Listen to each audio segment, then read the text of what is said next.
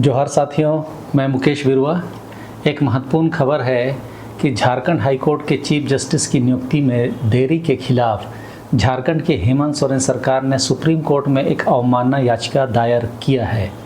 याचिका में कहा गया है कि हाईकोर्ट के मुख्य न्यायाधीश महत्वपूर्ण प्रशासनिक कार्य करते हैं और मुख्य न्यायाधीश नहीं होने से राज्य में न्याय प्रशासन प्रभावित हो रहा है। क्या इसका संबंध बांग्लादेशी घुसपैठ के मामले से भी है? मैं यह सवाल यहाँ पर छोड़ के जा रहा हूँ। झारखंड की हेमंत सोरेन सरकार ने राज्य के हाईकोर्ट के साथ साथ देश के अन्य उच्च न्यायालयों में न्यायाधीशों की नियुक्ति करने में असाधारण देरी को लेकर केंद्र की मोदी सरकार के संबंधित शीर्ष अधिकारी के खिलाफ सुप्रीम कोर्ट में एक अवमानना याचिका दायर की है। हेमंत सोरेन सरकार ने इसे न्यायपालिका की स्वतंत्रता के सिद्धांत के लिए नुकसानदेह करार दिया है। झारखंड सरकार की याचिका में कहा गया है कि मोदी सरकार ने राज्य के चीफ जस्टिस की नियुक्ति के लिए शीर्ष अदालत की कॉलेजियम द्वारा पारित प्रस्ताव को लागू नहीं किया है। इसकी वजह से झारखंड हाई कोर्ट 15 दिनों की संक्षिप्त अवधि को छोड़कर, जिसके दौरान जस्टिस BR सारंगी को नियमित चीफ जस्टिस नियुक्त किया गया था, दिसंबर 2023 से कार्यवाहक मुख्य न्यायाधीश की व्यवस्था से चल रहा है। याचिका में कहा गया है कि भारत के मुख्य न्यायाधीश की अध्यक्षता वाले कॉलेजियम की सिफारिश के बाद उच्च न्यायालयों में मुख्य न्यायाधीशों की नियुक्ति में अत्यधिक देरी, न्यायाधीश नियुक्ति मामले में इस न्यायालय के 9 न्यायाधीशों की पीठ द्वारा पारित 6 अक्टूबर 1993 के फैसले और विशेष रूप से messrs PLR projects private limited बनाम महानदी कोल फील्ड लिमिटेड में 20 अप्रैल 2021 के आदेश का सीधा उल्लंघन है। झारखंड सरकार की याचिका में तर्क दिया गया है कि भारत के मुख्य न्यायाधीश की अध्यक्षता वाले कॉलेजियम के बाध्यकारी निर्णय को लागू करने में विफलता शीर्ष अदालत के आदेशों की जानबूझकर अवज्ञा होगी।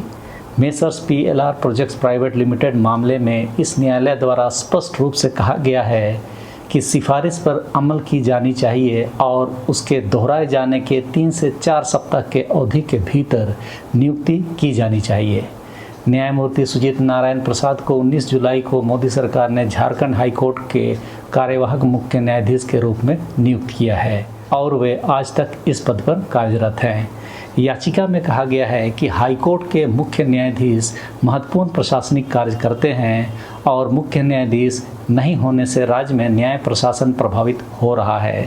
राज्य सरकार ने कहा कि कॉलेजियम ने तत्परता से कार्रवाई की और 11 जुलाई 2024 को झारखंड के मुख्य न्यायाधीश के पद पर होने वाली रिक्ति के बारे में पहले ही सिफारिश कर दी थी। अब मैं कुछ तथ्यों को आपके सामने रखने जा रहा हूं, उसको ध्यान से समझने का प्रयास कीजिएगा। बांग्लादेशी घुसपैठियों के संबंध में जो मामला झारखंड हाईकोर्ट में चल रहा है, वह acting chief justice Sujit Narayan Prasad और जस्टिस अरुण नारायण रॉय की खंडपीठ में चल रही है।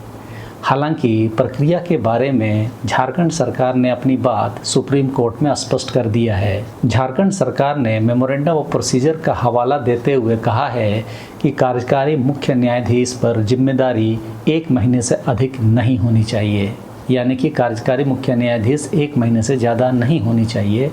और यही बात messrs PLR projects private limited के मामले में कही गई है कि 3-4 सप्ताह की अवधि में नियुक्ति हो जानी चाहिए। 11 जुलाई 2024 को कॉलेजियम ने हिमाचल प्रदेश उच्च न्यायालय के मुख्य न्यायाधीश न्यायमूर्ति MS रामचंद्र राव को झारखंड उच्च न्यायालय में मुख्य न्यायाधीश के पद पर स्थानांतरित करने की संस्तुति की, जबकि केंद्र की मोदी सरकार ने अभी तक इस स्थानांतरण को अधिसूचित नहीं किया है। क्यों नहीं किया? क्या इसका संबंध घुसपैठ वाले मामले से है?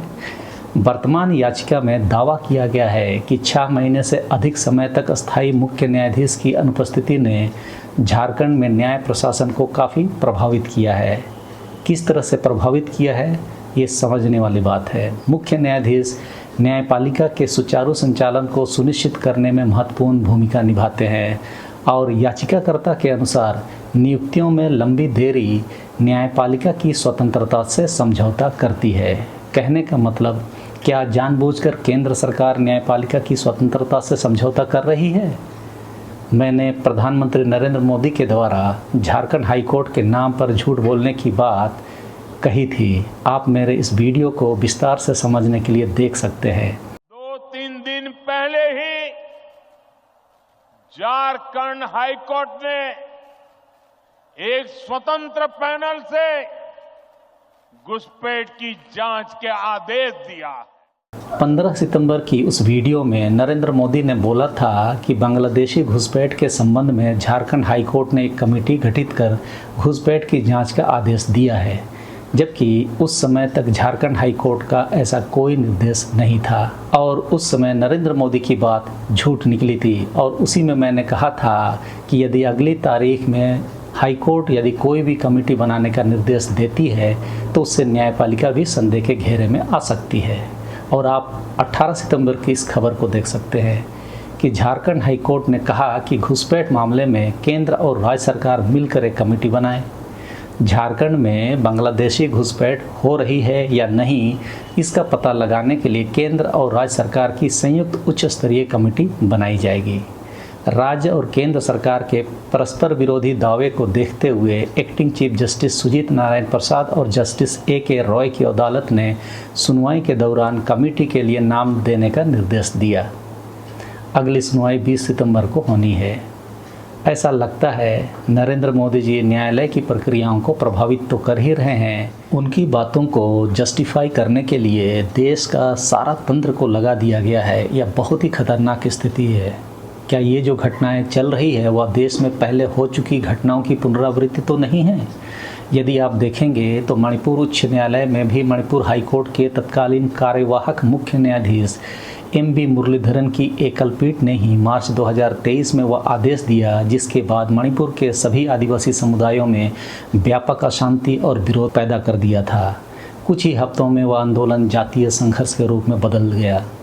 वहाँ पर भी मैतेई समुदाय, जो भाजपा के कोर वोटर हैं, के द्वारा दायर याचिका पर न्यायालय का आदेश आया। वहाँ पर भी मोदी सरकार ने मुख्य न्यायाधीश नियुक्त करने में देरी क्यों की थी? और झारखंड में जो जनहित याचिका दायर है वह किस समूह से है, ये भी सर्वविदित है। मणिपुर में भी कार्यवाहक मुख्य न्यायाधीश के पीठ ने फैसला सुनाया था, तो झारखंड में भी कार्यवाहक मुख्य न्यायाधीश की पीठ ही मामले की सुनवाई में है। जबकि झारखंड सरकार के सुप्रीम कोर्ट में दिए दावे के अनुसार इस समय तक मुख्य न्यायाधीश की नियमित बहाली हो जानी चाहिए थी। क्यों मुख्य न्यायाधीश की नियमित बहाली में देरी की जा रही है? आखिर मोदी सरकार क्या चाहती है?